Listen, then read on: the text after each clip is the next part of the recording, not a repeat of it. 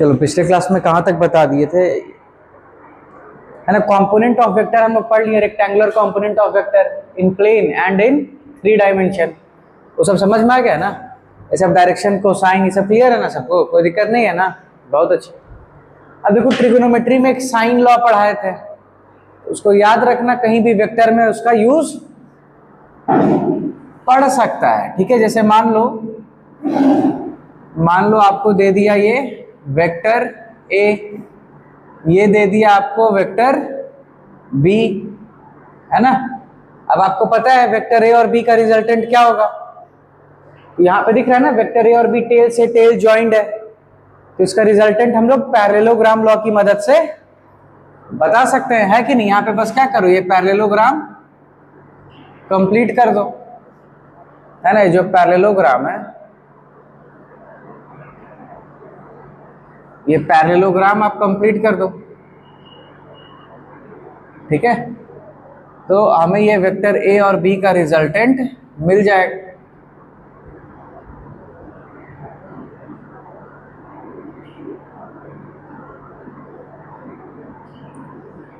तो दिक्कत, this is the R vector, resultant vector. यहाँ पे आर वेक्टर किसके बराबर है, that is vector A plus vector B. अब मान लो ये आर वेक्टर कुछ अल्फा एंगल बना रहा है वेक्टर ए से, और मान लो ये जो रिजल्टेंट वेक्टर है ये कुछ बीटा एंगल बना रहा है वेक्टर बी के साथ। तो अब देखो ये ट्रायंगल कंप्लीट हो रहा है ना, यहाँ पे ये वेक्टर ए है, आप इसको वेक्टर बी बोल सकते हो ना, यहाँ पे वेक्टर बी को लाके ट्रांसलेट कर सकते हो, है कि नहीं। तो ये वेक्टर है, ये वेक्टर आर, और ये वेक्टर बी को यहाँ ट्रांसलेट कर दो, तो ये भी एक तरह से वेक्टर बी ही है, ये एक तरह से वेक्टर बी ही है, कोई दिक्कत।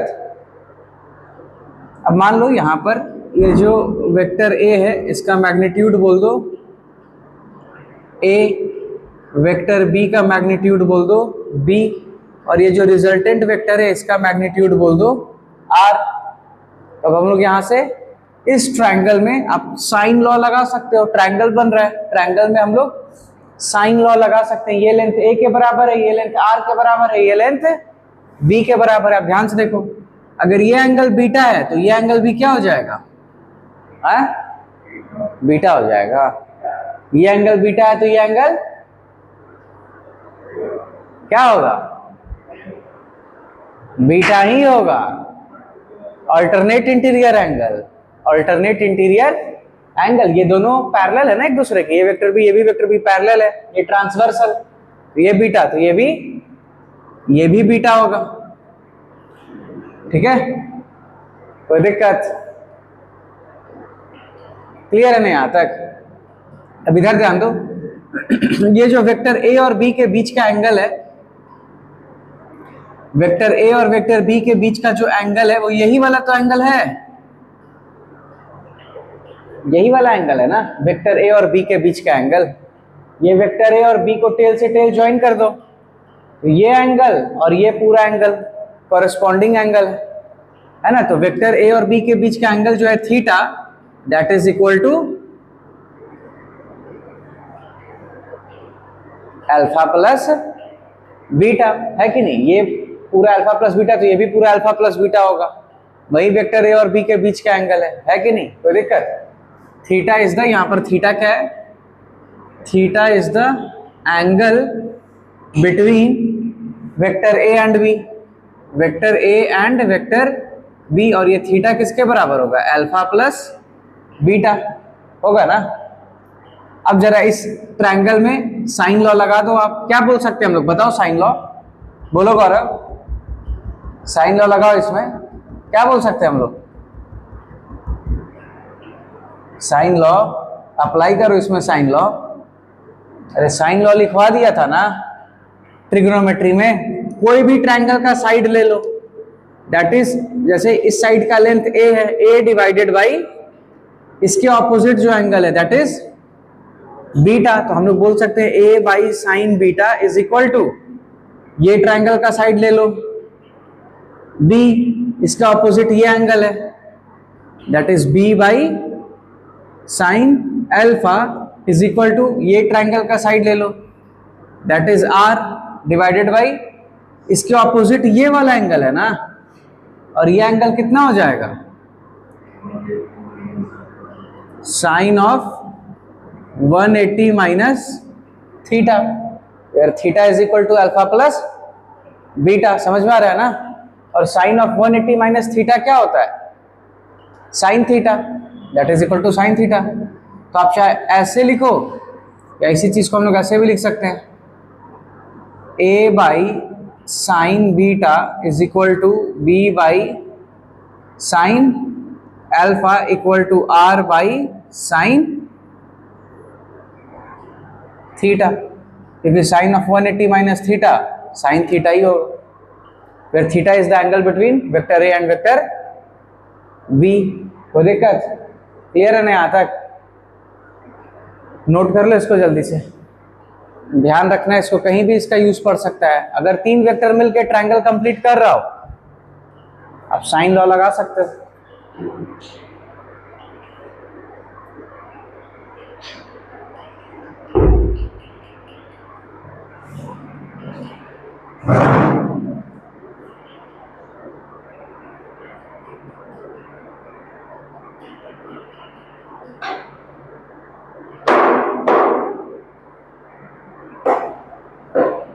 अब ध्यान से देख लो, अगर आपको alpha beta theta A B R इन सब में से क्या पता है देख लेना, जो पता है पुट करना, जो निकालना है निकाल लेना। इस इक्वेशन का कहीं यूज पड़े तो यूज कर लेना है इसको,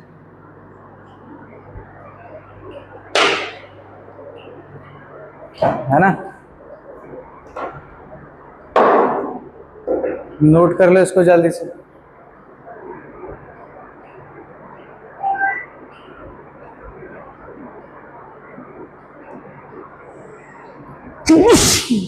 सॉरी,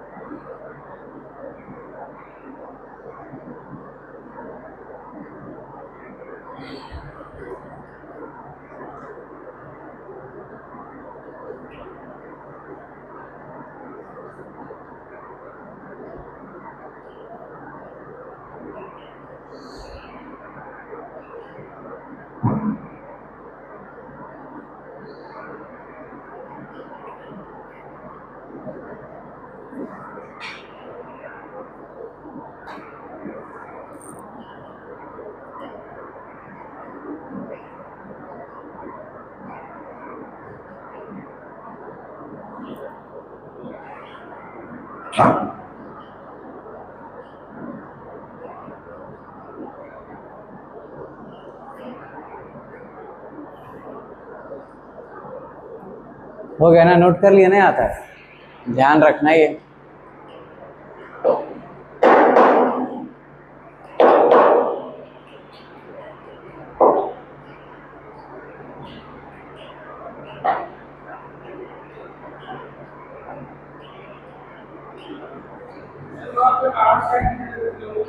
क्या? कहाँ पे? आर बाई साइन थीटा कैसे आया? Sine 180 minus theta sine theta होता है, ये सिखाया था ना reduction. Sine 180 minus theta second quadrant में साइन पॉजिटिव होगा तो पॉजिटिव है, यहाँ 180 इवन मल्टीपल है तो साइन का साइन आएगा theta, sine 180 minus theta equal to sine theta. क्या डाउट है? क्लियर है ना? समझ में आ रहा है ना? तो आप देख लो, अगर आपको क्वेश्चन दे रखा है, आप फटाक से एक बार इसको भी सोच लेना। जैसे मान लो आपको आर का वैल्यू निकालना है ना? मान लो आपको बी पता है, मान लो आपको बी का मैग्नीट्यूड पता है, ये अल्फा पता है ना, और थीटा पता है, तो आप सीधे आर निकाल सकते हो। क्या हो जाएगा? That is B into sine theta by sine alpha. R क्या हो जाएगा, B into sine theta by sine alpha. कोई दिक्कत? या मान लो आपको बी दे रखा है, ये मान लो आपको आर पता है, थीटा पता है, बीटा पता है, आपको ए निकालना है, तो ए क्या हो जाएगा, साइन बीटा को यहां मल्टीप्लाई कर दो, R sine beta by sine theta. तो ध्यान रखना ये वाला अप्रोच भी ध्यान रखना। कोई दिक्कत? ये अप्रोच कहां से आया, साइन लॉ लिखा है था ना ट्रिग्नोमेट्री में। क्लियर है ना यहां तक? बहुत अच्छे, हो गया ना, नोट कर लिए ना सब यहां तक? इसको रब कर रहा हूं, ठीक है।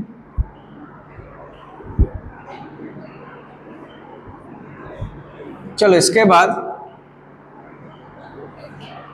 पिछले क्लास में आपको डायरेक्शन कोसाइन पढ़ा दिया था ना। क्वेश्चन है, लिखो, इफ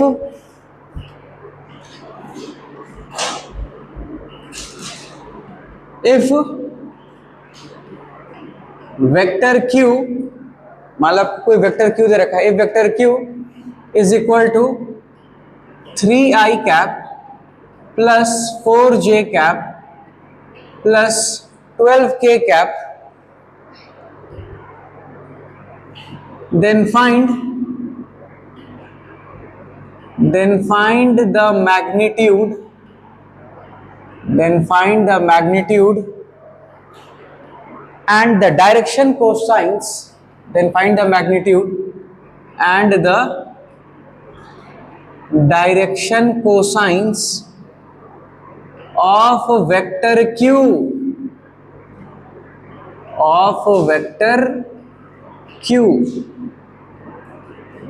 आपको मैग्नीट्यूड और डायरेक्शन कोसाइंस फाइंड करना है, फाइंड करो।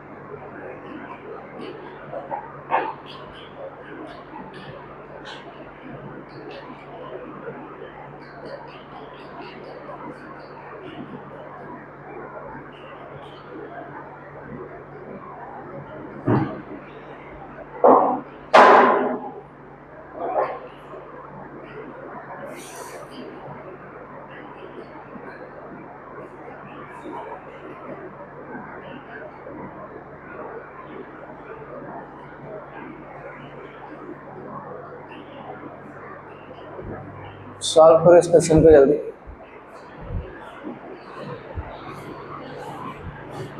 एक बार दिखाना तो कॉपी है।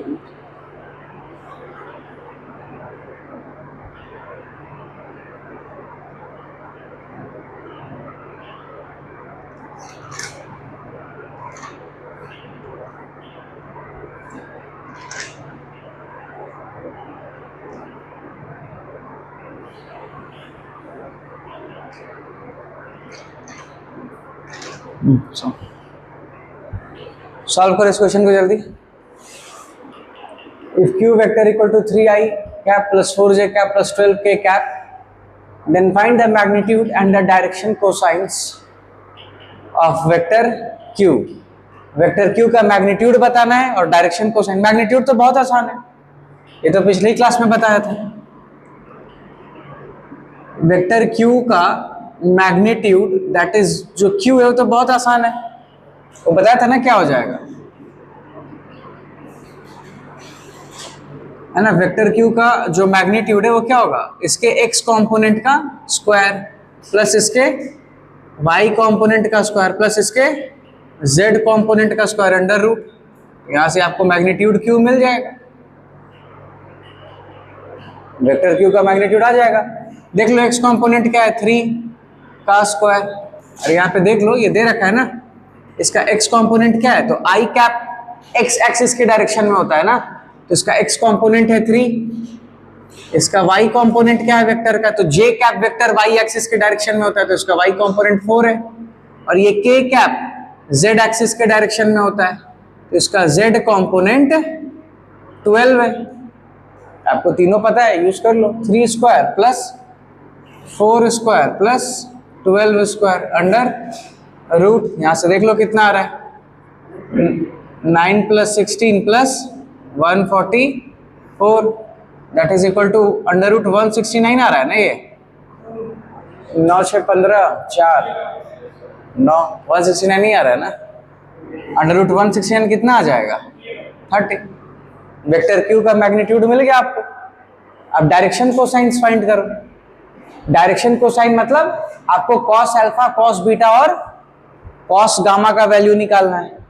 जहां पे अल्फा बीटा गामा क्या है, एंगल है, जो कि वेक्टर क्यू बना रहा है किसके साथ, एक्स वाई और जेड एक्सिस के साथ। ठीक है,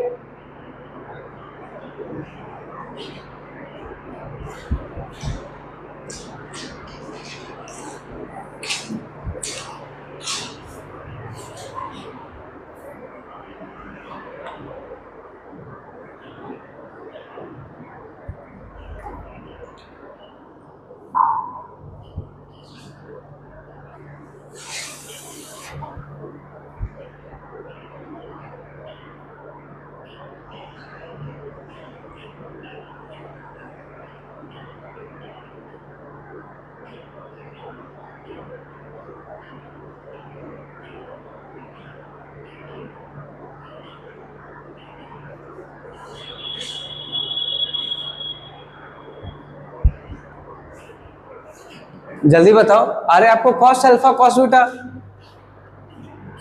डायरेक्शन कोसाइंस क्या हो जाएगा, cos alpha cos beta cos gamma. Let हमने अज्यूम कर लिया, let vector Q is making angles alpha comma beta and gamma, alpha comma beta and gamma with x, y and z axis, with x, y and z axis। ठीक है, तो अब आपको क्या बताना है, cos alpha cos beta cos gamma का value बताना है। आपको बताना है cos अल्फा कितना होगा, आपको बताना है cos बीटा कितना होगा, और आपको बताना है कॉस गामा कितना होगा। यही तो डायरेक्शन कोसाइन होता है। अब देख लो, अल्फा एंगल बना रहा है एक्स एक्सिस के साथ, तो कॉस अल्फा क्या हो जाएगा, दैट इज उसका एक्स कंपोनेंट डिवाइडेड बाय उसका मैग्नीट्यूड। कॉपी में लिखा हुआ है, चेक करो। कॉस बीटा क्या हो जाएगा, दैट इज उसका वाई कंपोनेंट, अरे बीटा किसके साथ बना रहा था, वाई एक्सिस, तो कॉस बीटा क्या हो जाएगा, वेक्टर का वाई कंपोनेंट डिवाइडेड बाय उसका मैग्नीट्यूड। और कॉस गामा क्या हो जाएगा, तो गामा बना रहा था z एक्सिस के साथ, तो वेक्टर का z कंपोनेंट डिवाइडेड बाय उसका मैग्नीट्यूड। और यहां से सॉल्व कर लो, आप देख लो यहां से qx कितना है 3 और q निकाल लियो 13, 3/13 आ गया। बताइए कितना आसान है। तो कॉपी पलट के चेक किया करो, कॉपी पलट के देख ही नहीं रहे हो। y का कंपोनेंट कितना है 4/13 आ गया ये। और ये देख लो cos गामा क्या आ जाएगा, z कंपोनेंट क्या है 12, ये आ गया 12/13 इज द आंसर। खत्म। कितना आसान तो है, ये सब नहीं ना समझ में आ रहा है। अच्छा बताओ, सीधे फॉर्मूला बेस्ड पिछले क्लास में सब लिखाया हुआ है, देखो कॉपी पलट के देखोगे जल्दी, देखो जल्दी, cos alpha cos beta cos gamma लिखा है कि नहीं, देखो उसमें डायरेक्शन कोसाइंस लिखाया हुआ होगा एक जगह, वो लिखा है ना cos अल्फा क्या होता है, कॉस बीटा क्या होता है, कॉस गामा क्या होता है, लिखवाया हुआ है कॉपी में। उसको अच्छे से रिवाइज करोगे तो समझ में आएगा। वेक्टर तेक्टर लिख दिए हो, नहीं ये बीच वाला गलत है, ऐसे शुरू से बना है। उसको काटो, जो गलत लिखी है उसको काटो, नहीं तो बाद में कैसे समझ में आएगा कि क्या सही है क्या गलत है।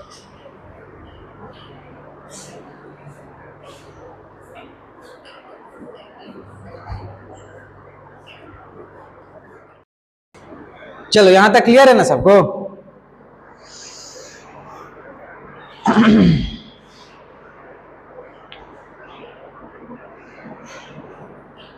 इसके बाद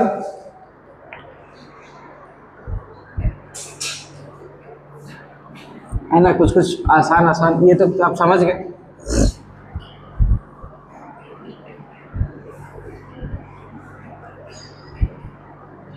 इसके बाद देखो हमें दे रखा है वेक्टर, आप उसका एक्स और वाई कंपोनेंट निकालो फटाक से, है ना, बहुत आसान क्वेश्चन है ये।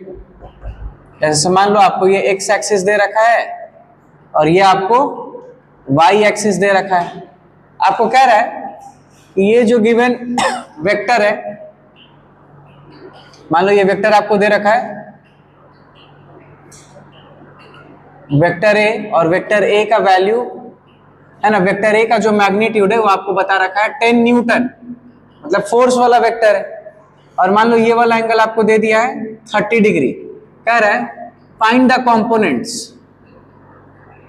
Find the components along x axis and y axis, along x axis and y axis। फटाक से फाइंड करो क्या हो जाएगा। एक वेक्टर है, उसका मैग्नीट्यूड आपको बता दिया है 10 न्यूटन, आपको बता रखा है x एक्सिस से कितना एंगल बना रहा है 30 डिग्री। आपको कह रहा है इस वेक्टर का x और y कंपोनेंट बताइए, तो बताइए फटाक से, जल्दी सॉल्व करो सब।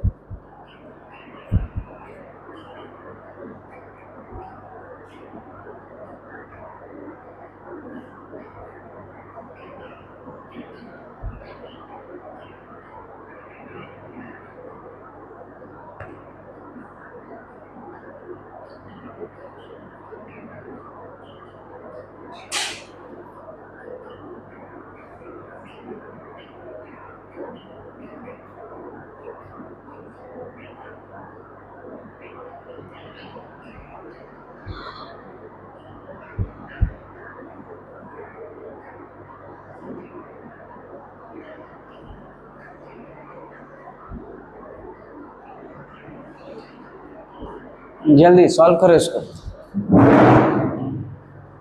है ना। ये आपको एग्जाम्पल 1 है, ठीक है। इसके बाद ये एग्जाम्पल 2 दे रखा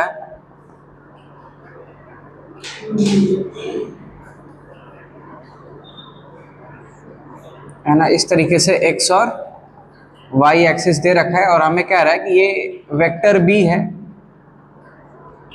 ठीक है। हमें दे रखा है ये यहां से, है ना, 60 डिग्री का एंगल बना रहा है।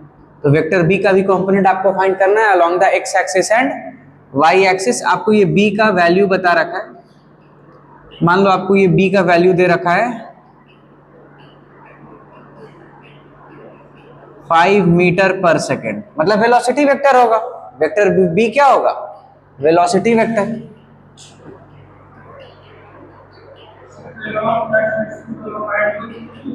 हाँ देख लो, चेक करो, ये देखो, इधर देखो, इधर देखो सब। इस वेक्टर ए का कंपोनेंट क्या होगा लॉन्ग एक्स एक्सिस, तो इसके हेड से यहाँ पे क्या ड्रॉप करेंगे, परपेंडिकुलर ड्रॉप करेंगे, यहाँ पे परपेंडिकुलर ड्रॉप करेंगे। तो हमें ये वाला लेंथ बताना है यहां से यहां तक। तो ये लेंथ किसके बराबर हो जाएगा, that is a cos 30 degree. यही वेक्टर ए का x कंपोनेंट होगा। इस वेक्टर ए का x कंपोनेंट क्या हो जाएगा, that is a cos 30 degree. और इस वेक्टर का y कंपोनेंट भी बताना है, तो इस वेक्टर के हेड से y एक्सिस पे परपेंडिकुलर ड्रॉप कर दो। तो ये जो लेंथ है इसी को हम लोग बोलेंगे this is the y component of vector a। इसको हमने बोल दिया ay, और ये ay किसके बराबर हो जाएगा, a sin 30 डिग्री। आपको बताया था ना, जिस एक्सिस के साथ एंगल बनाता है उधर cos थीटा वाला कंपोनेंट आता है और उसके परपेंडिकुलर डायरेक्शन में साइन थीटा वाला कंपोनेंट आता है। समझ में आ रहा है ना।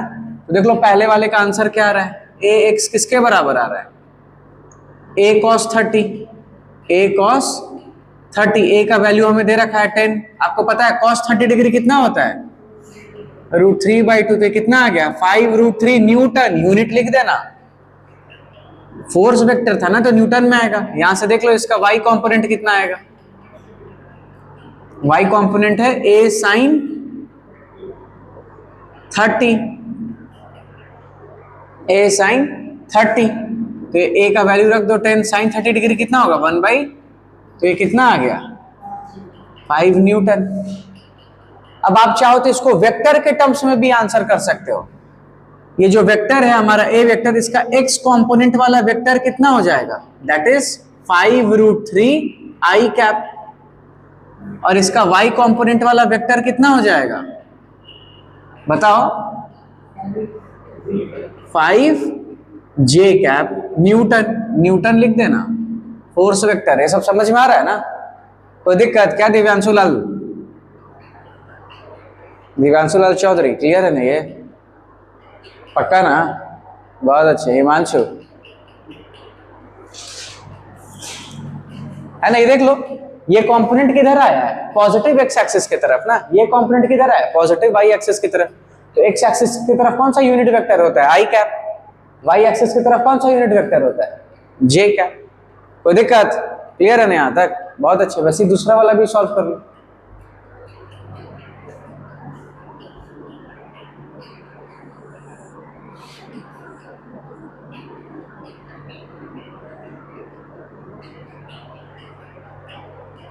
बी का वैल्यू बता रखा है 5 मीटर पर सेकेंड। तो आप देख लो इसका एक्स कंपोनेंट क्या आएगा? तो आप इसके हेड से क्या करो?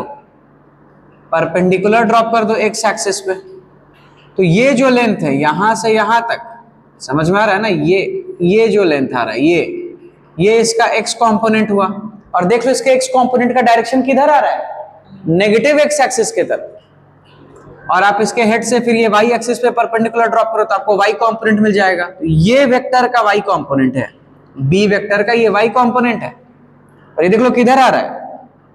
नेगेटिव वाई डायरेक्शन में। तो ध्यान से सुनना, कंफ्यूज मत होना। ये जो बी एक्स है ये किसके बराबर है? That is B sine 60 degree. और ये बी वाई किसके बराबर होगा? That is B cos 60 degree. जिस एक्सिस से एंगल बना होता है उधर कॉस थीटा वाला कंपोनेंट आता है और उसके परपेंडिकुलर डायरेक्शन में साइन थीटा वाला कंपोनेंट आता है। तो कितने बार याद करा चुका हूं, है कि नहीं? तो आप यहां से देख लो बी एक्स और बी वाई का वैल्यू निकाल लो। ये देख लो बी एक्स कितना आ जाएगा? That is B sine 60 degree है ना? हाँ, बी का वैल्यू हमें दे रखा है 5। साइन 60 डिग्री कितना होता है? √3/2। तो ये कितना आ गया? 5√3/2 क्या? Metre per second. ये वेलोसिटी वेक्टर दे रखा था यहाँ पे। ध्यान देना कौन कौन सा वेक्टर दे रखा है। उसके बाद आप बी वाई निकाल लो। बी वाई, वाई कॉम्पोनेंट क्या हो जाएगा? That is B cos 60 degree. B का वैल्यू है 5, कॉस 60 डिग्री कितना होता है? 1/2। तो कितना आ गया? 5/2 मीटर पर सेकेंड। देखो इधर ध्यान दो, आपने ये वेक्टर बी के कंपोनेंट का मैग्नीट्यूड निकाला। अब आप इसको वेक्टर के टर्म्स में भी लिख सकते हो। ये देखो देयरफॉर यहां से हम लोग बोल सकते हैं बी एक्स वेक्टर क्या हो जाएगा? देख लो ये एक्स कंपोनेंट किस डायरेक्शन में है? नेगेटिव एक्स एक्सिस के डायरेक्शन में। नेगेटिव एक्स एक्सिस मतलब माइनस आई कैप। देखो इधर देखो, इधर देखो, अगर इधर आई कैप यूनिट वेक्टर है तो इधर क्या होगा? Minus I cap. उसके just opposite minus I cap होगा। तो इसको हम लोग क्या लिखेंगे? ये देखो 5√3/2 माइनस आई कैप मीटर, यानी इसको हम लोग ऐसे लिख सकते हैं that is -5/√3/2 I cap metre per second. Minus I cap लगे, वो माइनस आगे लिख दिया मैंने, कोई दिक्कत? उसी तरह से यहां पर हम लोग बी वाई वेक्टर को क्या लिख सकते हैं? तो देख लो वाई कंपोनेंट किधर है? नेगेटिव वाई एक्सिस की तरफ। तो हमें पता है पॉजिटिव वाई डायरेक्शन में कौन सा यूनिट वेक्टर होता है? बोलो दिव्यांशु, पॉजिटिव वाई डायरेक्शन में कौन सा यूनिट वेक्टर होता है? कौन सा होता है? हिमांशु बताओ। जे कैप। पॉजिटिव वाई डायरेक्शन की तरफ जो यूनिट वेक्टर होता है उसको हम लोग जे कैप बोलते हैं। तो नेगेटिव वाई की तरफ जो यूनिट वेक्टर होगा उसको क्या बोलेंगे? माइनस जे कैप। तो ये देखो ये कंपोनेंट नेगेटिव डायरेक्शन में था ना, तो इसको वेक्टर फॉर्म में लिखोगे तो ये आ जाएगा 5/2 minus J cap metre per second. That is ये किसके बराबर आ गया? -5/2 जे कैप मीटर पर सेकेंड। ये सब समझ में आ रहा है कि नहीं? क्लियर है ना सबको? बहुत अच्छे, शाबाश। नोट कर लो यहां तक, कोई दिक्कत? ये सब आपको पढ़ा दिया हूं, कंपोनेंट ऑफ वेक्टर, जाके चेक करो।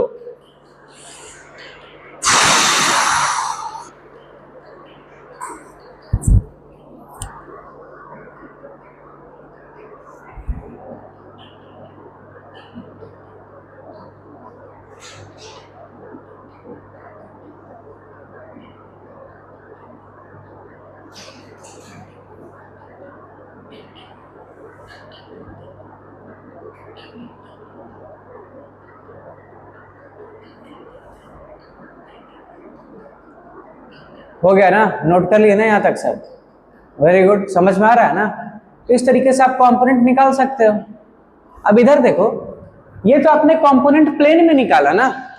अगर मान लो 3D में आपको पता है कि कोई वेक्टर एक्स एक्सिस से अल्फा एंगल बना रहा है, वाई एक्सिस से बीटा, जेड एक्सिस से गामा। मान लो कोई वेक्टर ए है, उसका एक्स कंपोनेंट हो जाएगा ए कॉस अल्फा, वाई कंपोनेंट हो जाएगा ए कॉस बीटा, और जेड कंपोनेंट हो जाएगा ए कॉस गामा। जिस एक्सिस से जो एंगल बना रहा है तो उधर कॉस वाला कंपोनेंट आता है।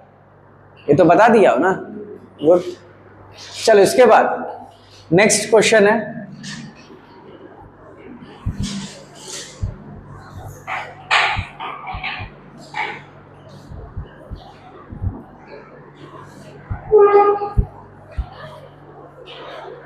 नेक्स्ट क्वेश्चन लिखो तो आप।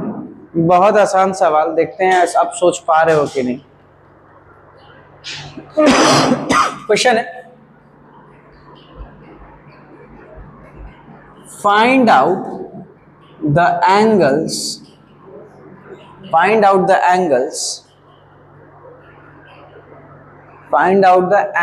है ना, made by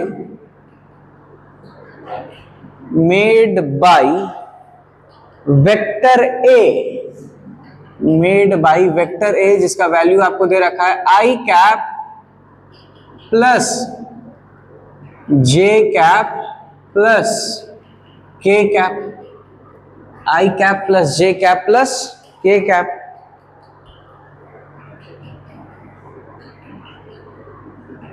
vector from X Y and Z, from X Y and Z axis respectively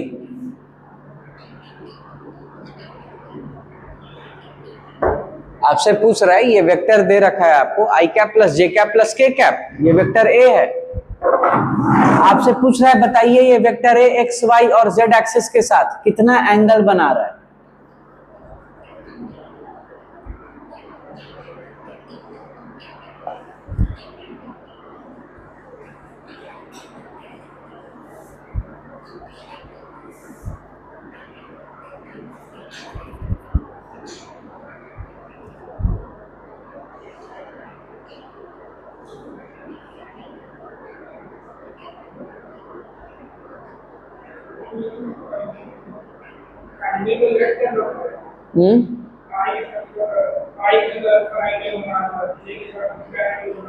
हाँ, एक्स एक्सिस के साथ मान लो कुछ अल्फा बना रहा है, वाई एक्सिस के साथ बीटा, जेड एक्सिस के साथ gamma. Simple, cos alpha cos beta cos gamma निकाल लो, वहां से अल्फा बीटा गामा मिल जाएगा। बस अलग तरीके से क्वेश्चन पूछा है, करना यहाँ पे भी वही है, डायरेक्शन कोसाइन निकालना है आपको। क्या निकालना है? डायरेक्शन कोसाइन, उसके बाद अल्फा बीटा गामा निकाल लेना।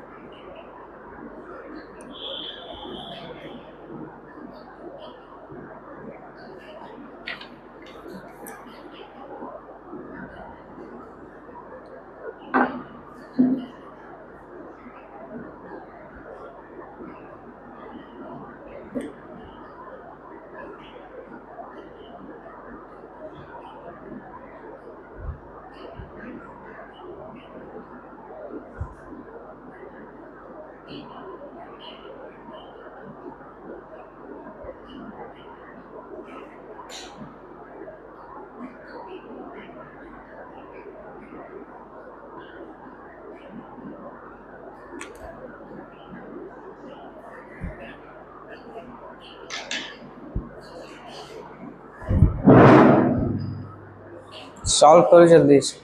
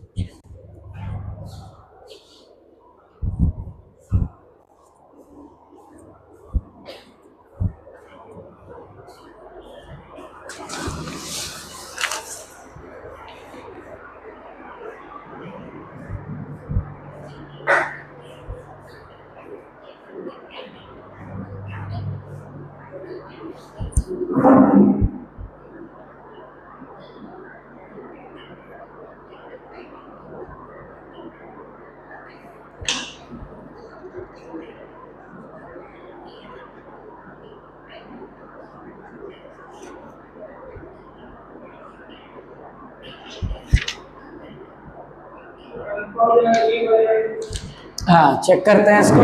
बहुत आसान सवाल है कि नहीं?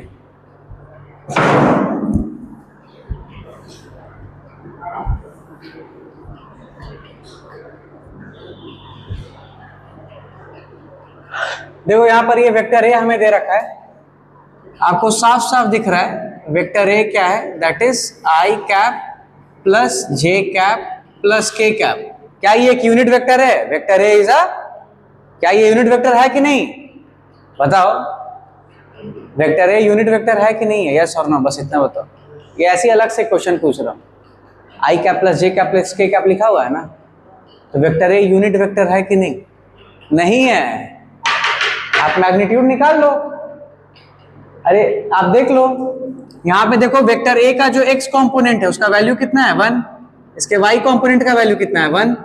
इसके जेड कंपोनेंट का वैल्यू कितना है? 1। आप वेक्टर ए का मैग्नीट्यूड निकाल लो। वेक्टर ए का मैग्नीट्यूड ए क्या हो जाएगा? उसके एक्स कंपोनेंट का स्क्वायर प्लस उसके वाई कंपोनेंट का स्क्वायर प्लस उसके जेड कंपोनेंट का square under root, that is 1 square plus 1 square plus 1 square, that is equal to under root. Magnitude इसका अंडर रूट 3 आ रहा है। यूनिट वेक्टर कैसे? यूनिट वेक्टर होता तो मैग्नीट्यूड क्या आता? 1 ना आता। यूनिट वेक्टर नहीं, ऐसे ही पूछ लिया आपसे, यूनिट वेक्टर नहीं है। अब आप देखो यहाँ पे, let vector A makes angle alpha comma beta and gamma with X comma Y and Z axis respectively. अब यहां से देख लो, हम लोग क्या बोल सकते हैं? कॉस अल्फा क्या हो जाएगा? तो अल्फा एक्स एक्सिस के साथ बना रहा था ना, यानी ax बाई ए होता है। ये लिखवा चुका हूं आपको कॉपी में, है कि नहीं? तो यहां से देख लो, कॉस अल्फा का वैल्यू कितना आ रहा है? Cos alpha equal to 1 by root 3। Therefore आपको यहां से अल्फा मिल गया, कितना है? Cos inverse 1 by root 3। समझ में आ रहा है ना? नेक्स्ट, कॉस बीटा क्या हो जाएगा? तो बीटा एंगल बना रहा है वाई एक्सिस के साथ, तो यानी वेक्टर का वाई कंपोनेंट डिवाइडेड बाय उसका मैग्नीट्यूड। वेक्टर का वाई कंपोनेंट डिवाइडेड बाय उसका मैग्नीट्यूड। तो यहां से देख लो क्या आ रहा है, cos beta is equals to 1 by root 3। Therefore beta भी किसके बराबर आ रहा है? Cos inverse 1 by root 3। अब आप गामा निकाल लो। यहां से देख लो, कॉस गामा क्या हो जाएगा? तो ये जो गामा एंगल है ये किसके साथ बना रहा था? जेड एक्सिस के साथ, दैट इज तो वेक्टर का Z component divided by vector का मैग्नीट्यूड। यहां से देख लो, कॉस गामा कितना आ गया? 1 बाई रूट 3।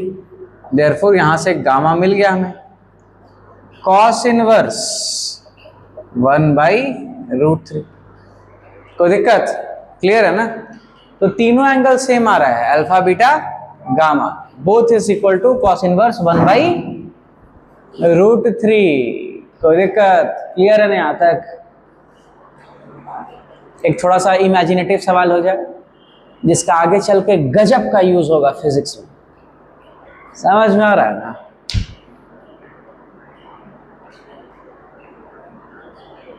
नोट कर लो यहाँ पर।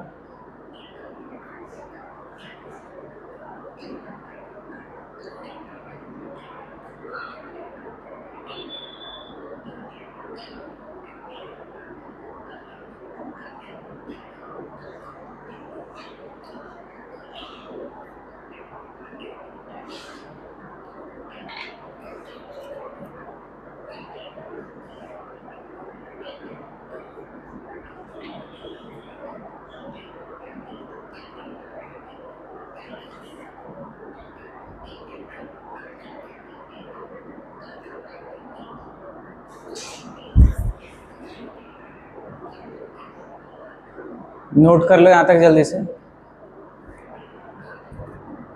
हो गया ना? क्लियर है ना सबको यहां तक? बहुत अच्छे।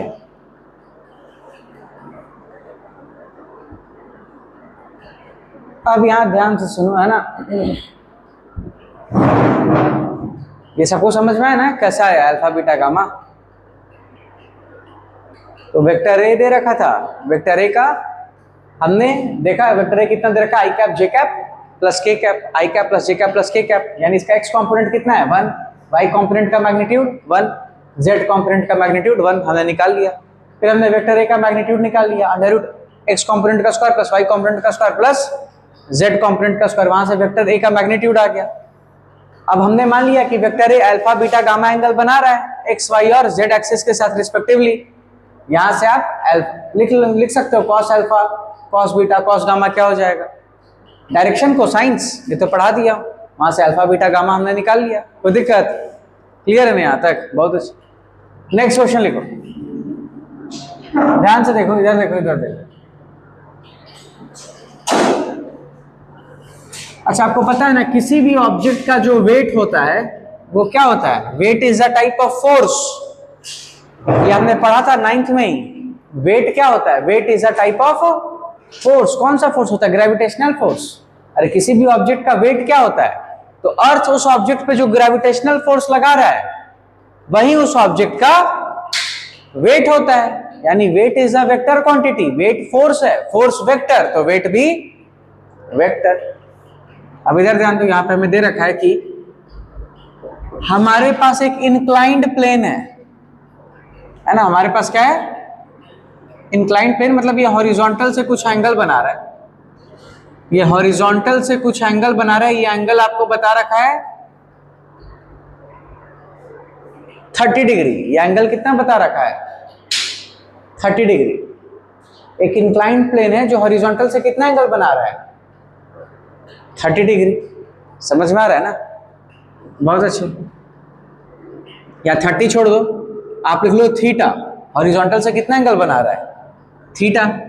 अब देखो इस इंक्लाइंड प्लेन पे मान लो एक पार्टिकल रखा हुआ है जिसका वेट है W। इसका वेट कितना है? W। इसका वेट है W। ये वेक्टर है, एक फोर्स वेक्टर है। वेट क्या होता है? Weight is a force vector, है ना? हमें गिवन है weight of particle, weight of particle is equal to W। और हमें पता है वेट फोर्स वेक्टर है। वेट किसके बराबर होता है? Gravitational force. और ग्रेविटेशनल फोर्स किधर लगता है? वर्टिकली डाउनवर्ड डायरेक्शन में, towards the centre of earth. अब जहां पे भी हो vertically downward direction towards the centre of earth, है ना? तो ये ग्राउंड के सरफेस के बिल्कुल परपेंडिकुलर है ना, ऐसा नीचे की तरफ लग रहा होगा। वेट जो फोर्स है वेट वाला इधर नीचे की तरफ लग रहा होगा, है कि नहीं? अब आपको कह रहा है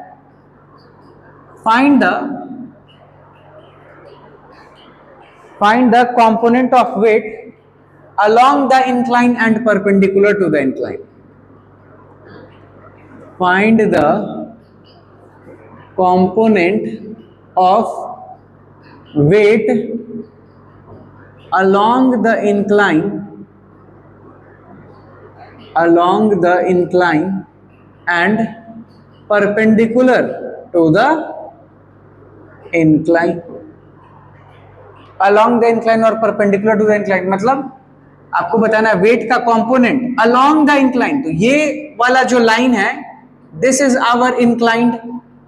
एक inclined plane है। मान लो कोई ऐसा शीट है कार्डबोर्ड है जो थीटा एंगल पे रखा हुआ है और उस कार्डबोर्ड के ऊपर ये पार्टिकल है जिसका वेट है W, जो कि वर्टिकली डाउनवर्ड डायरेक्शन में लग रहा होगा। अब आपको कह रहा है कि इस वेट का कंपोनेंट निकालिए अलोंग द इंक्लाइन। तो किसी भी लाइन के अलोंग कंपोनेंट कैसे निकालेंगे? आप क्या करो, उसके हेड से उस पे क्या ड्रॉप कर दो, उसके हेड से उस सरफेस पे ड्रॉप कर दो परपेंडिकुलर। तो ये जो लेंथ होगा यहां से यहां, ये अलोंग द इंक्लाइन वाला कंपोनेंट होगा और इसके परपेंडिकुलर देख लो ये मिलेगा। तो ये परपेंडिकुलर टू द इंक्लाइन वाला कंपोनेंट होगा। तो आपको एक तरह से ये वेक्टर है W वेक्टर, वेट वेक्टर जो वर्टिकली डाउनवर्ड डायरेक्शन में लग रहा है। आपको इसका कंपोनेंट निकालना है along the incline and perpendicular to the incline. कोई दिक्कत? क्लियर है? नहीं यहाँ तक? आप क्या करो, आप क्या कर सकते हो, आप इसको बोल दो, हमारे ऊपर है ना, हम किधर भी एक्स एक्सिस वाई एक्सिस मान सकते हैं। आप इसको बोल दो एक्स एक्सिस, आप इसको बोल दो एक्स एक्सिस। आप वाई एक्सिस किधर लेना चाह रहे हो बताओ? इसको हमने एक्स बोल दिया, वाई एक्सिस इसको ले लो, आपके ऊपर है। आप एक्स और वाई, बस एक्स एक्सिस और वाई एक्सिस एक दूसरे के परपेंडिकुलर होना चाहिए, बाकी आप उसको ले कैसे भी सकते हो। अरे ये एक्स एक्सिस है हॉरिजॉन्टल, ये वाई एक्सिस है वर्टिकल। अब आप जरूरी थोड़ी कि हमेशा एक्स एक्सिस वाई एक्सिस ऐसे ही रहेगा, आप इसको कैसे भी रख सकते हो। समझ में आ रहा है ना? तो ये हमारा एक्स एक्सिस है, हमने मान लिया along the incline x axis और perpendicular to the incline y axis. मतलब इस डायरेक्शन को मैंने एक्स में पॉजिटिव मान लिया, इस डायरेक्शन को मैंने वाई में पॉजिटिव मान लिया। तो आप ये W का कंपोनेंट निकालो along the incline and perpendicular to the incline. निकालो कंपोनेंट, फाइंड करो। क्वेश्चन समझ गए ना? देखो क्वेश्चन में वो सब मत ड्रॉ कर देना, इधर ध्यान से सुनो। ये लाइन और ये क्वेश्चन में मत ड्रॉ करो। आप क्वेश्चन का डायग्राम में जितना बनाया था स्टार्टिंग में उतना ही बनाना। ये सब तो आपको समझाने को बता रहा था ना, आप इसको अलग से डायग्राम में दिखाना। ये एक्स एक्सिस वाई एक्सिस बस दिखा देना किधर माना। सेम डायग्राम में आप खिचड़ी मत बनाया करो, आप अलग से डायग्राम ड्रॉ करके चीजें लिखा करो। क्वेश्चन का डायग्राम और सॉल्यूशन का डायग्राम डिफरेंट होना चाहिए। सेम डायग्राम में मत सब कर दिया करो, पता ही नहीं चलेगा क्वेश्चन में क्या पूछ रहा है। और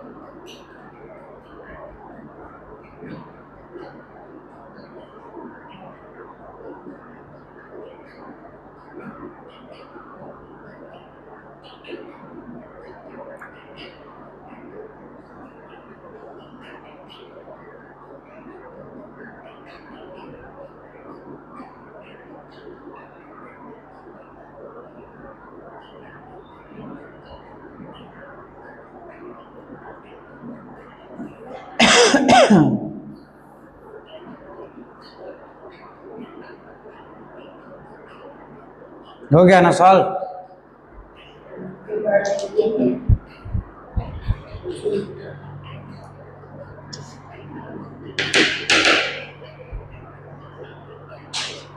देखो इधर देखो, है ना, ये आपको मैंने बता दिया, ये W का कंपोनेंट अलोंग द इंक्लाइन क्या आएगा, तो आप इसके हेड से इंक्लाइन पे परपेंडिकुलर ड्रॉप कर दो, तो ये जो लेंथ है ना, आप परपेंडिकुलर ड्रॉप कर दो, ये जो लेंथ है ये W का x कंपोनेंट है WX, और इसके परपेंडिकुलर ये W का y कंपोनेंट है, दैट इज WY। कोई दिक्कत? क्लियर है ना यहां तक? बहुत अच्छा। अब आप ध्यान दो, यहां पर ये हमारा W है,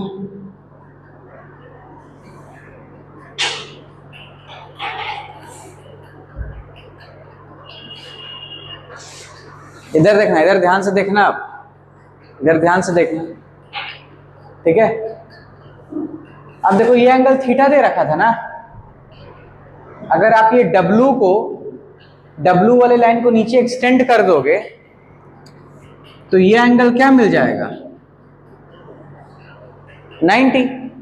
आपको बताया था W वर्टिकली डाउनवर्ड डायरेक्शन में होता है, तो सरफेस के परपेंडिकुलर होगा। अगर ये 90 है, ये थीटा है, तो ये एंगल कितना हो जाएगा, ये 90, ये थीटा, तो ये 90 माइनस थीटा, ये एंगल हो जाएगा, इधर लिख दे रहे हैं, ये एंगल हो जाएगा 90 minus theta, this angle will be 90 minus theta. अगर ये एंगल 90 माइनस थीटा है तो ये एंगल कितना हो जाएगा, थीटा। क्यों? क्योंकि ये पूरा 90 डिग्री है, WY इंक्लाइन प्लेन के परपेंडिकुलर डायरेक्शन में है ना, ये पूरा एंगल 90 है ना, तो ये पूरा एंगल 90 है, तो 90 में से ये आप सबट्रैक्ट कर दो, ये एंगल क्या आ जाएगा, थीटा। बस यही सोचना था, यहाँ पे जिधर थीटा होगा उधर कॉस वाला कंपोनेंट आएगा, उसके परपेंडिकुलर डायरेक्शन में साइन वाला कंपोनेंट आएगा।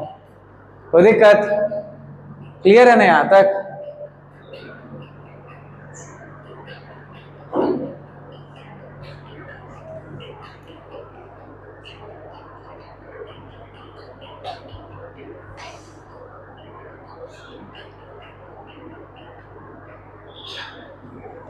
क्लियर है ना? समझ गए ना? अब जरा बोर्ड पे देखो, बहुत इंपॉर्टेंट चीज, इधर देखो, बोर्ड पे देखो, बोर्ड पे देखो, ये देखो, ये हमारा इंक्लाइंड प्लेन वाला लाइन है, इसको अलग से मैं बना दे रहा हूं, ये हमारा इंक्लाइंड प्लेन वाला लाइन है। ये क्या है? इंक्लाइंड प्लेन वाला लाइन है। इंक्लाइंड प्लेन के परपेंडिकुलर ये वाला डायरेक्शन है, इंक्लाइंड प्लेन के परपेंडिकुलर ये डायरेक्शन है, ठीक है। ये हमारा इंक्लाइंड प्लेन वाला लाइन, ये इंक्लाइंड प्लेन के परपेंडिकुलर डायरेक्शन। तो इंक्लाइंड प्लेन के परपेंडिकुलर वाले ही डायरेक्शन में तो हमें WY मिल रहा है, ये WY है, दिस इज WY। कोई दिक्कत? क्लियर है?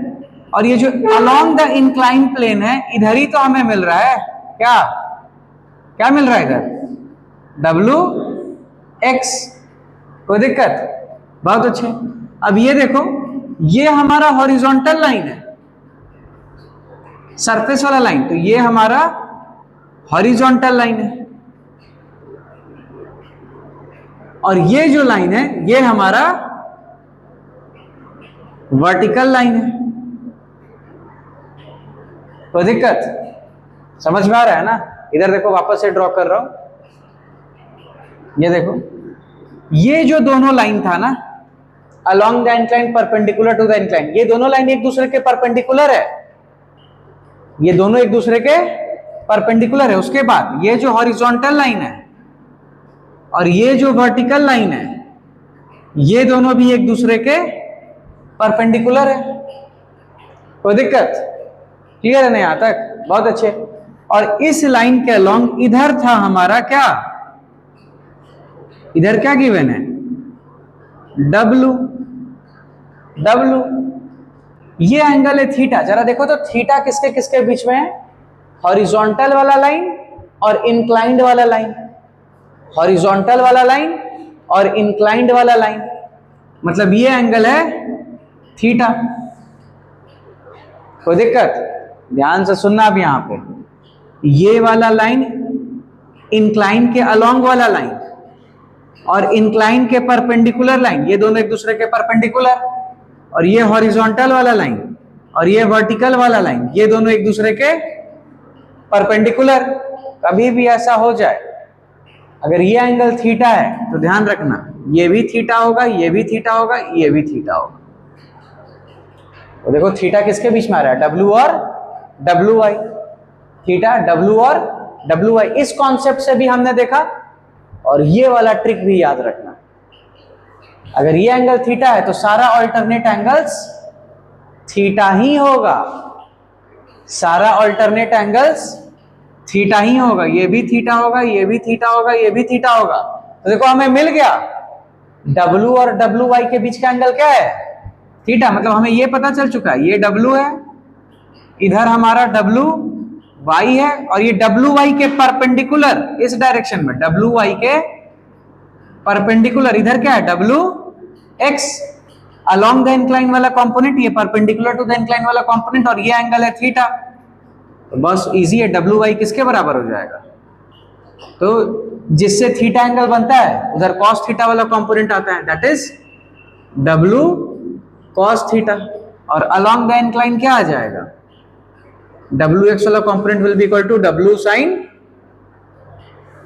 खत्म। कोई दिक्कत? कोई दिक्कत?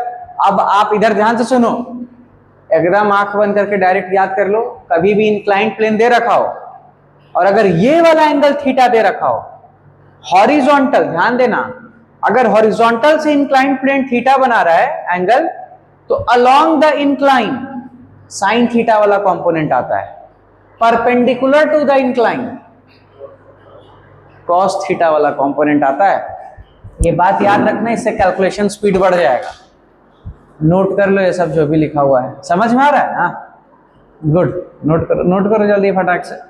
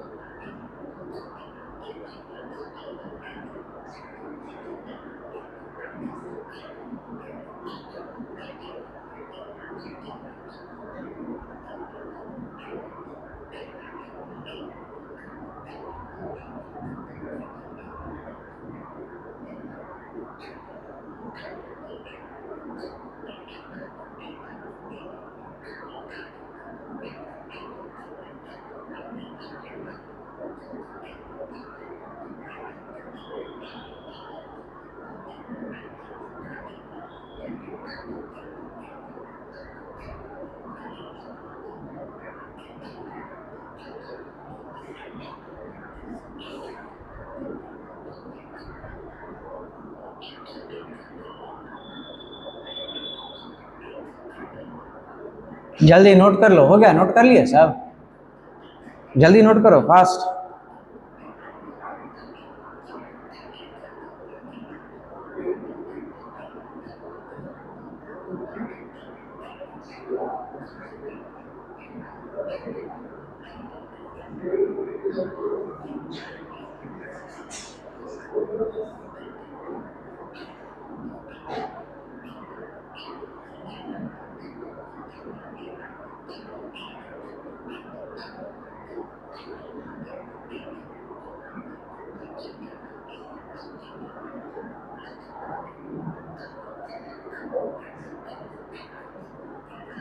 हो गया ना यहाँ तक? Very good. इसके बाद नेक्स्ट क्वेश्चन लिखो।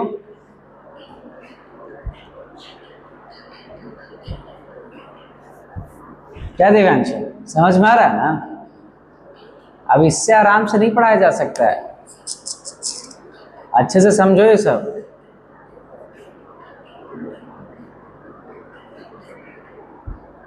बताओ, क्वेश्चन लिख रहे हैं, उसको समझा रहे हैं, अलग से डायग्राम दे रहे हैं, नोट करने का टाइम दे रहे हैं, समझ में आ रहा है ना? हो गया ना गौरव? गुड, चलो नेक्स्ट क्वेश्चन लिखो तो देखते हैं कौन कौन सॉल्व कर पा रहे हैं। हो गया ना यहाँ तक? बस ओवरऑल आपको ये याद रखना है, अगर कभी भी इंक्लाइंड प्लेन दे रखा हो और इंक्लाइंड प्लेन हॉरिजॉन्टल से थीटा एंगल बना रहा है, तब along the incline sine theta आएगा और perpendicular to the incline cos theta वाला कंपोनेंट आता है। ठीक है, क्लियर है ना यहाँ तक? बहुत अच्छा। क्या यहाँ अगर थीटा होगा उल्टा हो जाएगा। बस अगर मान लो जैसे ये थीटा एंगल यहाँ दे रखा था ना, अगर मान लो ये थीटा, जैसे इधर देखो अलग से ड्रॉ कर दे रहा हूँ, जैसे मान लो आपको ये इंक्लाइन, ये हॉरिजॉन्टल ग्राउंड है, मान लो आपको इंक्लाइंड प्लेन ऐसे दे दिया, लेकिन अब आपको बता रखा है कि इंक्लाइंड प्लेन ये वर्टिकल से थीटा एंगल बना रहा है, यही ना पूछ रहे हो? अगर वर्टिकल से थीटा एंगल बनाएगा तो चेंज हो जाएगा, along the incline cos theta वाला कंपोनेंट आएगा, perpendicular to the incline sine theta वाला कंपोनेंट आएगा। तो दिक्कत क्लियर है ना यहाँ तक? वो चेक भी कर सकते हो, तो बहुत इजी है। ये वाला केस तो ज्यादा आसान है। इधर देखो, इधर देखो, इधर देखो, इधर देखो, इधर देखो, ये तो सबसे आसान केस। इधर देखो, यहाँ पे पार्टिकल रख दिए, मान लो पार्टिकल का वेट है W, नीचे की तरफ लग रहा होगा, लग रहा होगा, ये एंगल थीटा है तो ये एंगल भी थीटा हो जाएगा, करस्पॉन्डिंग एंगल। अरे ये और ये लाइन पैरेलल ही होगा ना, वर्टिकली डाउनवर्ड है, तो ये थीटा हो जाएगा। तो of course along the incline क्या कंपोनेंट आएगा? कॉस थीटा वाला, और perpendicular to the incline sine theta. समझ में आ रहा है ना? कोई दिक्कत? बहुत अच्छा, शाबाश।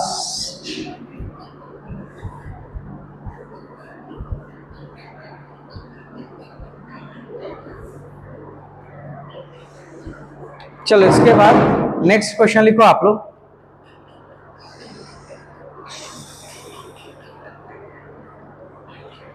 नेक्स्ट हमें एग्जांपल दे रखा है,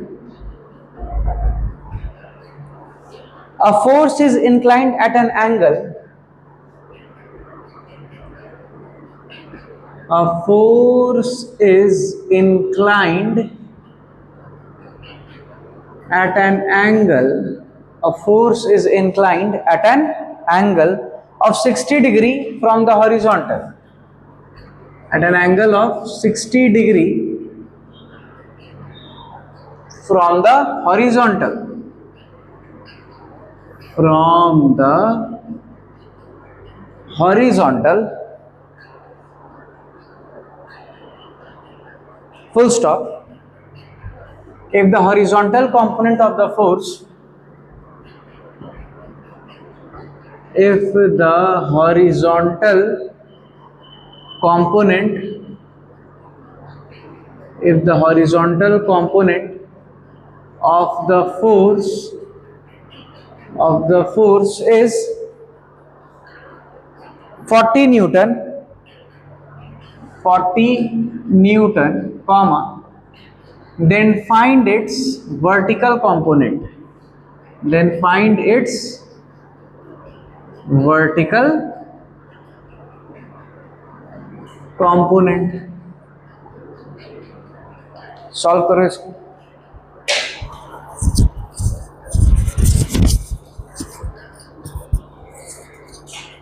then find its vertical component।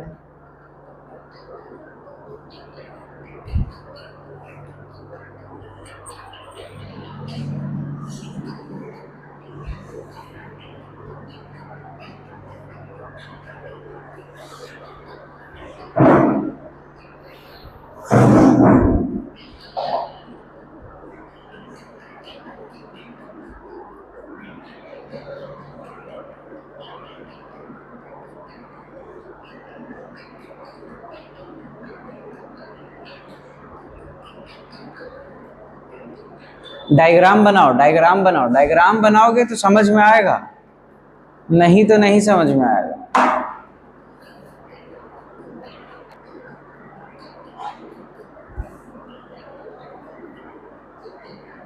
क्या करो, सॉल्व करो। रात में सो जाना है टाइम पे।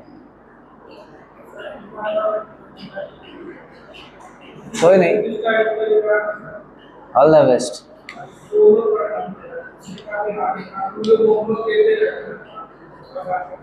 नॉर्मल है, यही तो 11th 12th है कि नहीं?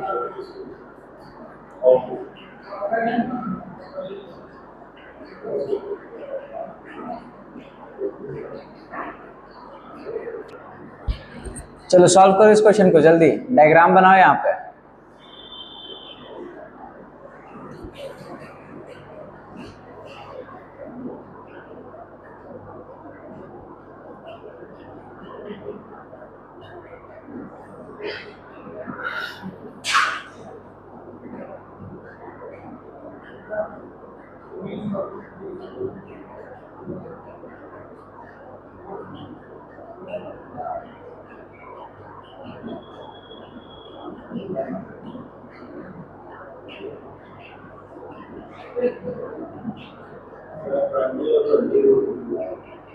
चेक करते हैं।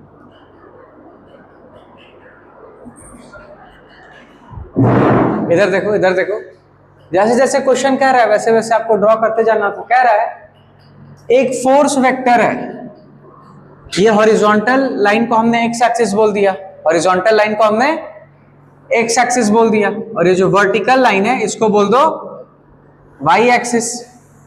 अब हमें कह रहा है कि हमें एक फोर्स वेक्टर दे रखा है, ये मान लो हमारा फोर्स वेक्टर है, this is the force vector, और हमें कह रहा है कि ये जो फोर्स वेक्टर है ये हॉरिजॉन्टल से कितना एंगल बना रहा है, 60 डिग्री, है ना। देखो दे रखा है फोर्स है which is inclined at an angle of 60 degree. कहां से? फ्रॉम, पहले तो आपको यही सोचना था कि एक्स एक्सिस को हॉरिजॉन्टल ले लो, वाई एक्सिस को वर्टिकल ले लो, और हमें दे रखा है फोर्स हॉरिजॉन्टल से कितना एंगल बना रहा है, 60 डिग्री, ये दे रखा है। अब आपको इस फोर्स का हॉरिजॉन्टल कंपोनेंट बता दिया है। आपको क्या बता दिया है? इस फोर्स का हॉरिजॉन्टल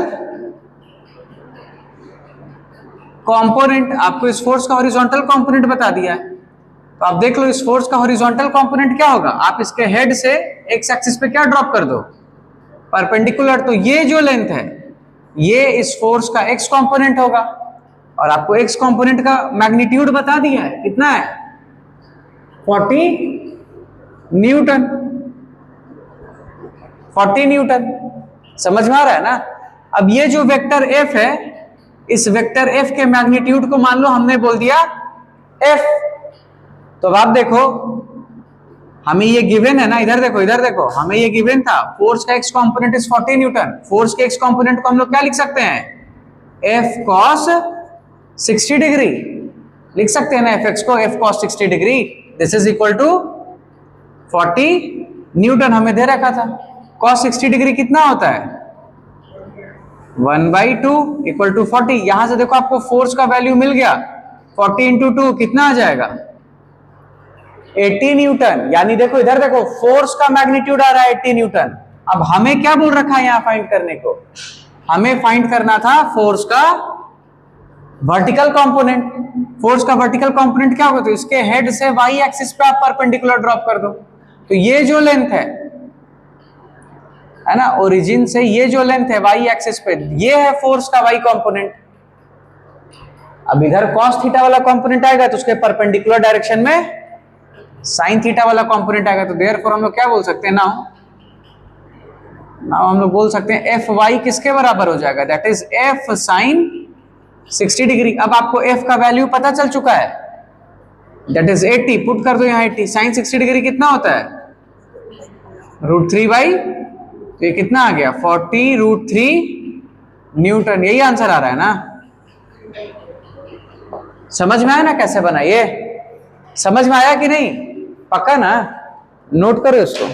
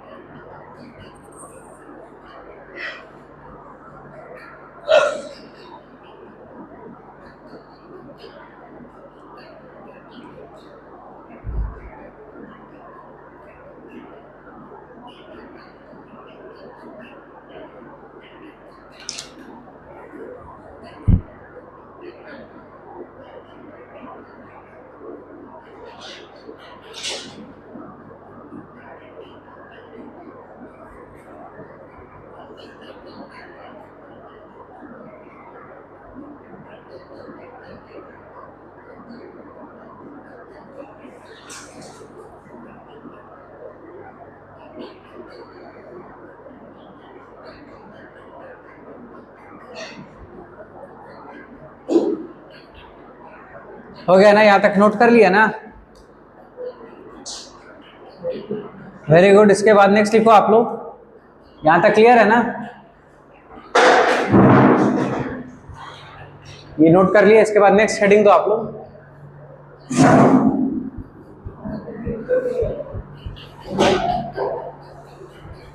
अरे सबको समझ में आया ना ये? पक्का क्लियर है ना?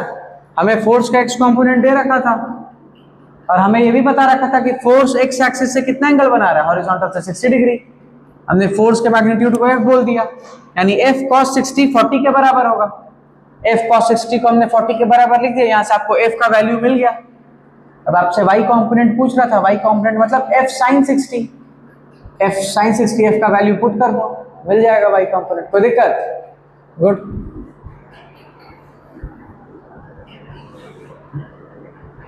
नेक्स्ट लिखो। नेक्स्ट हेडिंग दो, addition of vectors in Cartesian form.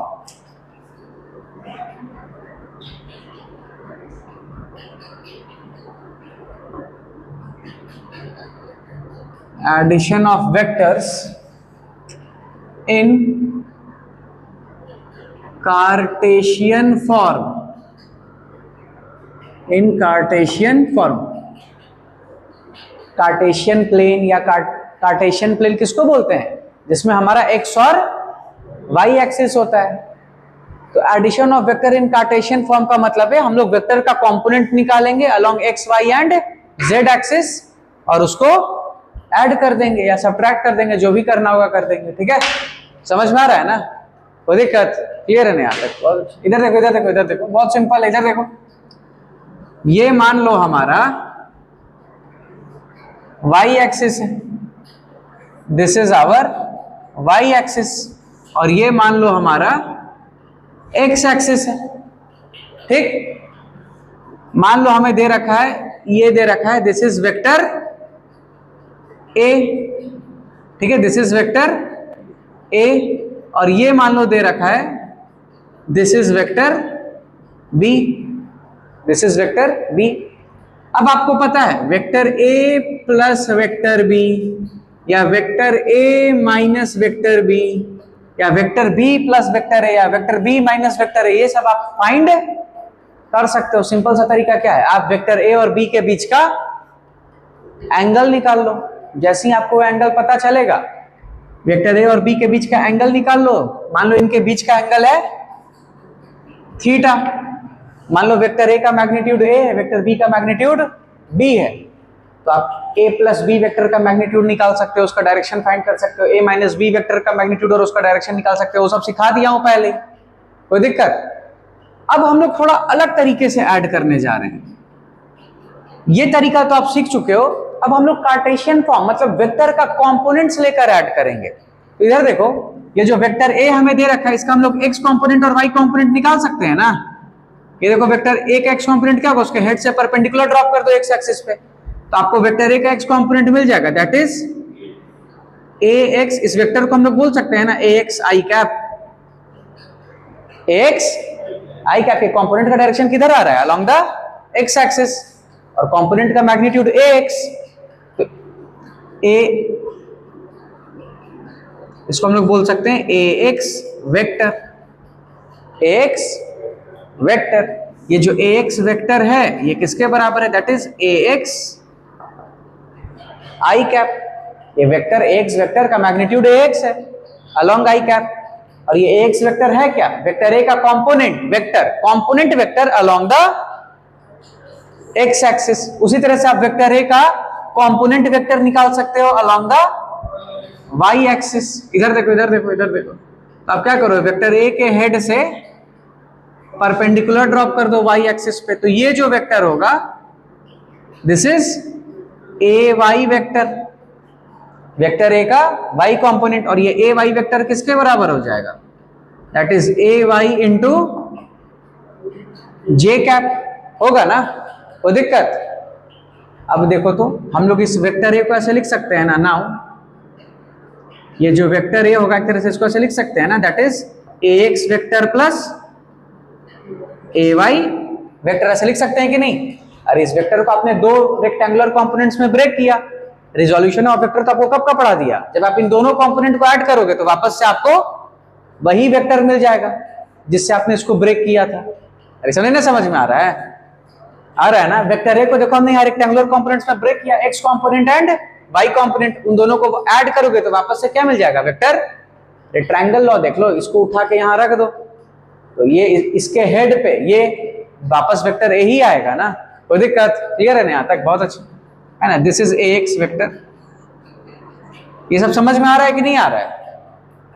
तो देखो देयरफॉर हम लोग वेक्टर ए को कैसे लिख सकते हैं, vector A is equals to A X I cap plus A Y J cap. Vector A को हमने कंपोनेंट फॉर्म में लिख दिया, समझ में आ रहा है सर, बहुत अच्छे।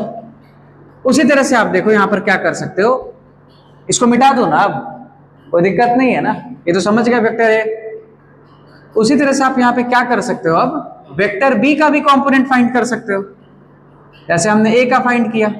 देख लो वेक्टर बी का कंपोनेंट क्या हो जाएगा, तो आप ये बी के हेड से परपेंडिकुलर ड्रॉप करो एक्स एक्सिस पे, तो आपको ये जो लेंथ मिल रहा है ना, ये हमें मिला क्या, बी एक्स वेक्टर। ये B X vector vector B का एक्स कंपोनेंट का वेक्टर है, और ये किसके बराबर होगा, that is B x I cap. उसी तरह से आप वेक्टर बी का वाई कंपोनेंट का भी वेक्टर फाइंड कर सकते हो। अब वेक्टर बी के हेड से वाई एक्सिस पे परपेंडिकुलर ड्रॉप कर दो, तो ये जो वेक्टर आपको मिल रहा है this is B Y vector, और ये किसके बराबर होगा, that is B Y J cap. B Y यहां से यहां तक का लेंथ है, और वाई पॉजिटिव वाई एक्सिस के डायरेक्शन में यूनिट वेक्टर जे कैप होता है, तो बी वाई वेक्टर को बी वाई जे कैप लिख सकते हैं ना, बहुत अच्छे। यहां से देख लो हमें क्या मिल रहा है, वेक्टर बी को हम लोग ऐसे लिख सकते हैं, वेक्टर बी का X component vector plus vector B का वाई कंपोनेंट वेक्टर, इन दोनों को ऐड करेंगे वापस से वेक्टर बी ही मिलेगा। तो देयरफॉर यहां से देख लो वेक्टर बी एक तरह से इसी के बराबर आ रहा है ना, बी एक्स आई cap plus B Y J cap आ रहा है ना। वेक्टर ए और बी दोनों को हमने कंपोनेंट के फॉर्म में ब्रेक कर दिया। अब जरा देखो तो आप, अगर आपसे पूछेगा कि बताइए वेक्टर ए प्लस बी, तो देयरफॉर अब हम लोग क्या बोल सकते हैं, vector A plus vector B क्या हो जाएगा, इधर देखो इधर देखो इधर देखो इधर देखो। हमें पता है जब दो वेक्टर सेम डायरेक्शन में होता है तो आप उसको डायरेक्टली ऐड कर सकते हो, या उसको आप डायरेक्टली सब्ट्रैक्ट कर सकते हो। ये देखो वेक्टर ए का जो एक्स कंपोनेंट है वो पॉजिटिव एक्स के डायरेक्शन में था, वेक्टर बी का भी जो एक्स कंपोनेंट है वो भी पॉजिटिव एक्स डायरेक्शन में। तो वेक्टर ए प्लस बी हम लोग जब करेंगे तो हम लोग डायरेक्ट इसको लिख सकते हैं ऐसे, a x plus b x I cap plus vector ए का Y component positive y direction में, वेक्टर बी का भी y component positive y direction में। तो इसको हम लोग लिख सकते हैं ए वाई, वेक्टर ए का Y component plus vector B का वाई कंपोनेंट जे का। कोई दिक्कत, क्लियर है ना यहां तक, पक्का समझ में आ रहा है ना, बहुत अच्छा, वेरी गुड। उसी तरह से हम लोग ये भी लिख सकते हैं vector A minus vector B क्या हो जाएगा, तो ए माइनस बी कर रहे हो ना, ए पहले बाद में बी लिखा है हमने, तो वेक्टर ए के एक्स कंपोनेंट को वेक्टर बी के एक्स कंपोनेंट से सब्ट्रैक्ट कर दो, और वेक्टर ए के वाई कंपोनेंट को वेक्टर बी के वाई कंपोनेंट से सब्ट्रैक्ट कर दो, तो हमें क्या मिल जाएगा, that is A X minus B x I caps tension मत लेना, साइन का टेंशन मत लेना। अगर ax ज्यादा होगा तो ये खुद ही पॉजिटिव आएगा ऊपर की तरफ, अगर ax छोटा होगा bx है तो नेगेटिव आ जाएगा ना, नेगेटिव मतलब नीचे की तरफ, तो ऑटोमेटिक माइनस साइन आ जाएगा, माइनस आई मतलब नीचे, उसका टेंशन नहीं लेना है। a माइनस बी है तो a के x कंपोनेंट को b के x कंपोनेंट से सब्ट्रैक्ट करेंगे, plus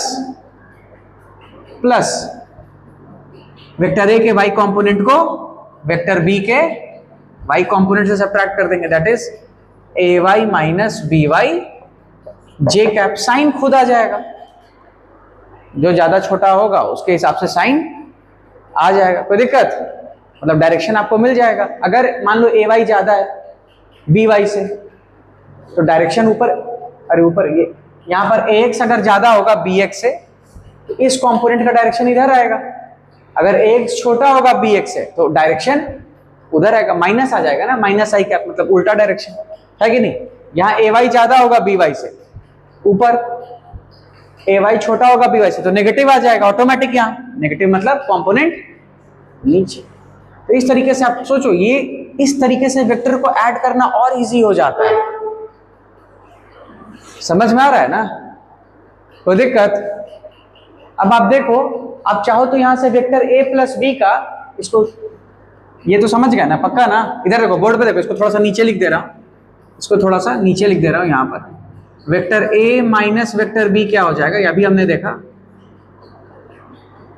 vector a minus vector b हमने निकाला, क्या हो जाएगा, that is ax minus bx I cap plus ay minus by J cap. कोई दिक्कत। अब इधर देखो, अब एक और देख लो, ये भी देख लो, vector b minus vector a क्या हो जाएगा, दैट इज इक्वल टू, फिर हम लोग लिखेंगे bx माइनस ax आई कैप, जो वेक्टर पहले उसका कंपोनेंट पहले लिखेंगे फिर, plus by minus ay J cap. कोई दिक्कत, क्लियर है ना, ये सब समझ में आ रहा है ना, पक्का ना। अब ध्यान से सुनो, हमें ये बात पता है, इधर देखो, मान लो कोई p वेक्टर है और मान लो कोई q वेक्टर है और मान लो इनके बीच में 90 डिग्री का एंगल है, इनके बीच में 90 डिग्री का एंगल है, तो इनका जो रिजल्टेंट होगा, रिजल्टेंट वेक्टर का मैग्नीट्यूड क्या हो जाएगा, हमें डायरेक्ट पता है, under root P square plus Q square. अगर मान लो वेक्टर p और q दोनों के बीच में 90 डिग्री का एंगल है, दोनों एक दूसरे के परपेंडिकुलर है, तो उनके रिजल्टेंट का मैग्नीट्यूड क्या हो जाएगा, under root P square plus हो जाएगा ना। अरे बोल ही नहीं रहे हो सब, होगा कि नहीं होगा, होगा। अब जरा इधर ध्यान दो, आपने जब वेक्टर a प्लस बी निकाला तो ये कंपोनेंट आई कैप के डायरेक्शन में आ रहा है, ये कंपोनेंट जे कैप। अब ये चाहे प्लस माइनस आई आए चाहे प्लस माइनस जे आए, ये दोनों तो हमेशा एक दूसरे के परपेंडिकुलर ही होगा ना, एक आई कैप डायरेक्शन है। अब आप देख लो, आप चारों केस बना के देख लो, ये देखो, मान लो ये प्लस आ रहा है, प्लस आई प्लस जे, परपेंडिकुलर है कि नहीं। मान लो ये आ रहा है माइनस आई, ये प्लस जे, अभी भी परपेंडिकुलर है। मान लो ये आ रहा है प्लस आई, ये माइनस जे, प्लस आई माइनस जे, अभी भी परपेंडिकुलर है, एक इधर एक नीचे। ये मान लो आ रहा है माइनस आई और ये आ रहा है मान लो माइनस जे, अभी भी परपेंडिकुलर। यानी कि ये वाला जो कंपोनेंट है, इधर देखो, इधर देखो, ये वाला जो कंपोनेंट है और ये वाला जो कंपोनेंट है, ये दोनों एक दूसरे के, मतलब ये वेक्टर और ये वेक्टर एक दूसरे के। तो अब इधर देखना, देखना यहाँ पे ध्यान से, यानी vector a plus vector b का मैग्नीट्यूड कितना हो जाएगा, दैट इज उसके x एक्सिस का कंपोनेंट का स्क्वायर प्लस y एक्सिस के कंपोनेंट का स्क्वायर अंडर, हम लोग लिख सकते हैं इसको ax plus bx, ax plus bx का square plus ay plus by का स्क्वायर अंडर, मिल गया आपको वेक्टर a और b का magnitude, vector a plus b का। उसी तरह से आप चाहो तो vector a minus vector b का भी मैग्नीट्यूड निकाल सकते हो। ये देखो, vector a minus vector b का मैग्नीट्यूड क्या हो जाएगा, दैट इज उसके x कंपोनेंट का स्क्वायर प्लस उसके y कंपोनेंट का स्क्वायर अंडर रूट। उसी तरह से आप vector b minus vector a का भी मैग्नीट्यूड निकाल सकते हो, है ना। ये यार ठीक है, आप vector b minus vector a का भी मैग्नीट्यूड निकाल सकते हो। वही सेम चीज होगा, vector b minus vector a का मैग्नीट्यूड क्या हो जाएगा, that is bx minus ax का square plus by minus ay का स्क्वायर अंडर रूट। और ध्यान से सुनना, ये चीज मैंने आपको पहले ही पढ़ाया था, vector a minus vector b और vector b minus vector a दोनों सेम चीज नहीं है। हाँ, लेकिन दोनों का मैग्नीट्यूड वहां से दिख भी रहा है, सेम ही आ रहा है।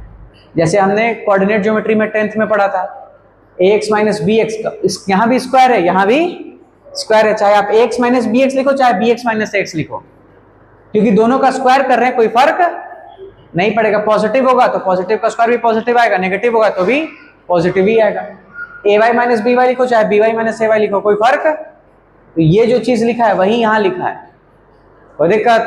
ये सब समझ में आ रहा है बोल रहा हूं तो ये नोट कर लो, ये मत दिखाना, ये तो आपको समझाने को बता रहा था। कंपोनेंट हमने निकाला कैसे, ये तो हमने पहले भी सीख लिया है ना। आप बस ऐसे दिखा दो, हमारे पास दो वेक्टर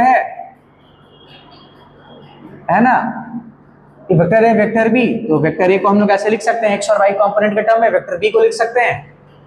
और इस तरीके से हम लोग वेक्टर ए प्लस बी या वेक्टर ए माइनस बी या vector B minus vector A ये सब निकाल सकते हैं। कोई दिक्कत? क्लियर है ना? नोट कर लो फटाक से इसको, जल्दी से लिखो, फास्ट। सबको क्लियर है ना यहाँ तक?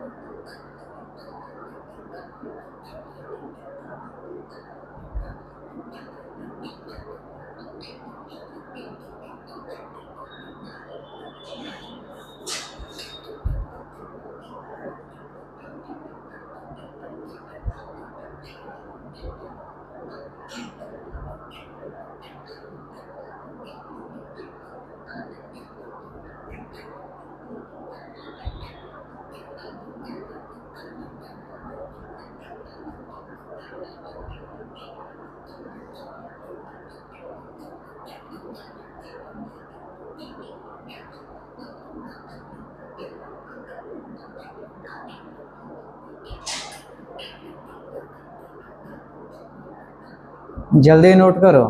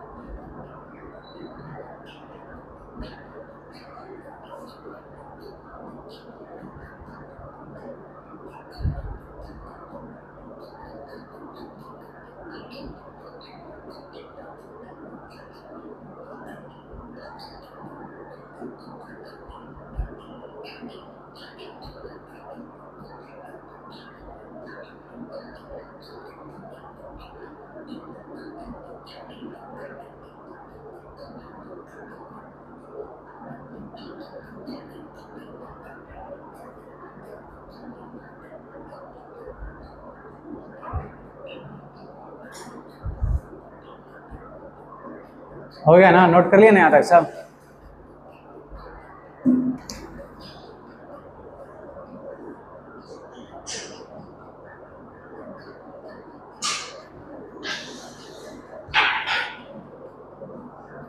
क्लियर है ना, सब हो गया ना, नोट कर लिया ना?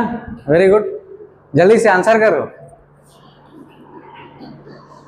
इसके बाद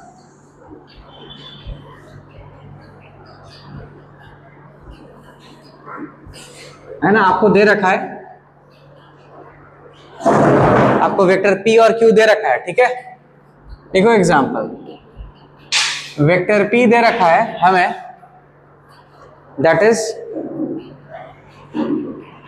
5i cap minus 3j cap plus 4k cap, और वेक्टर Q आपको दे रखा है minus 3i cap plus 4j cap minus 2k cap, ठीक है? इस तरीके से हमें ये दो वेक्टर दे रखा है, आपको कह रहा है ना? जैसे देखो, अभी जो चीज हमने पढ़ा 2 डायमेंशन के लिए, वो चीज आप 3 डायमेंशन में भी लगा सकते हो, है कि नहीं? आपको कह रहा है find vector A plus vector B। First vector A plus vector B बताना है। Second magnitude of vector A plus vector B। हाँ अच्छा, P और Q है ना, यहाँ P और Q लिख लो। हमें बताना है vector P plus vector Q, फिर हमें बताना है vector P plus vector Q का मैग्नीट्यूड भी बताना है, ठीक है? उसके बाद आपको थर्ड बताना है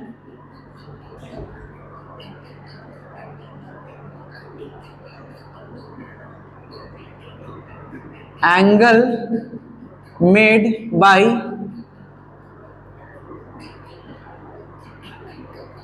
vector P plus vector Q with x, y and z axis. 1 2 3। Question number 4 आपको कह रहा है आपको vector P minus vector Q find करना है। क्वेश्चन नंबर 5 आपको vector P minus vector Q का मैग्नीट्यूड फाइंड करना है।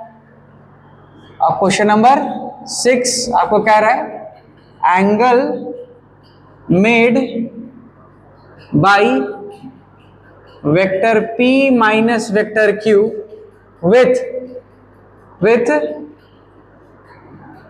x, y and z axis. Solve करो ये सब फटाफट, जल्दी फास्ट। हाँ, होमवर्क में इतना टाइम हो गया? टाइम हो गया है? ओ अच्छा, अभी तो हमको लगा अभी और पढ़ाना है। अरे इसको बना लेना, बना लोगे ना सब होमवर्क में? Good, very good. अभी के क्लास में ही तक रखते हैं, तब यहाँ से नेक्स्ट क्लास में कंटिन्यू करेंगे, ठीक है?